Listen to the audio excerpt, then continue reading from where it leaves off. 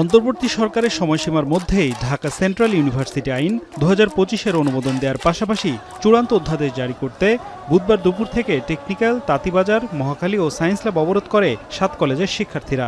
এ সময় দেখা দেয় তীব্র যানজট। শিক্ষার্থীরা জানান, এ অধ্যাদেশ জারি না করায় শিক্ষাক্রমে পিছিয়ে পড়ছেন পুরনো সহ নতুন সেশনের শিক্ষার্থীরা। নতুন শিক্ষার্থীরা সেন্ট্রাল বিশ্ববিদ্যালয়ে ভর্তি হলেও আদৌতে এর কোনো অস্তিত্ব না থাকায় পড়তে হচ্ছে এক অনিশ্চিত ভবিষ্যতের দিকে।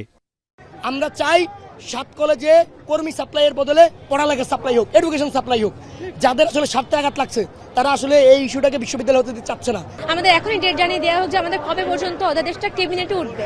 রাষ্ট্র যদি ভাবতো তাহলে কাগজে কলমে আমাদের অধ্যাদেশটা দিয়ে দিত। মানে অনেক ষড়যন্ত্র করতেছে যে আমাদের অর্ডিন্যান্সটা যেন কোনো রকম ওরা নির্বাচনটা পরে নিয়ে যায় আর কি। এ সময় শিক্ষার্থীদের আন্দোলনের সাথে একাত্মতা জানায় ছাত্র অধিকার পরিষদ ও বৈষম্য বিরোধী ছাত্র আন্দোলন। শিক্ষার্থীদের দাবি যৌক্তিক উল্লেখ করে দ্রুত তা মেনে নেওয়ার আহ্বান জানান তারা। অন্তর্বর্তীকালীন সরকারের প্রতি আমাদের জোরালো আহ্বান থাকবে, অবিলম্বে অধ্যাদেশ জারি করে সকল অংশীদারের সাথে বসে অতি দ্রুততম সময়ের মধ্যে এই সংকট নিরসন করে শিক্ষার্থীদেরকে পড়ার টেবিলে ফিরে যাওয়ার ব্যবস্থা করতে হবে। নিয়ে কোনো টাল বাহানা আমরা আর মেনে নিব না। রাজধানীর অন্যান্য পয়েন্টে অবরোধ তুলে নিলেও টানা প্রায় 6 ঘন্টা সায়েন্স ল্যাব সড়ক অবরোধ করে রাখে শিক্ষার্থীরা। পরে সন্ধ্যায় অবরোধ তুলে নিলেও দাবি আদায়ে বৃহস্পতিবার রাজধানীর 4 পয়েন্টে সকাল সন্ধ্যা অবস্থান কর্মসূচি চালিয়ে যাওয়ার ঘোষণা দেন তারা।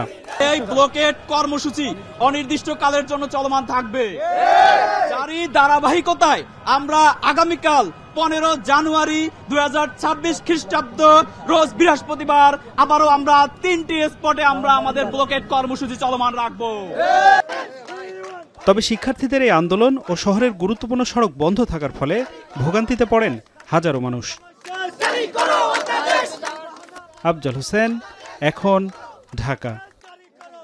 কালার এক্সপার্ট এবং ডার্ক জ্যাপ সমৃদ্ধ অরিক্স অ্যাডভান্স ডিটারজেন্ট পাউডার আপনার লন্ড্রি এক্সপার্ট।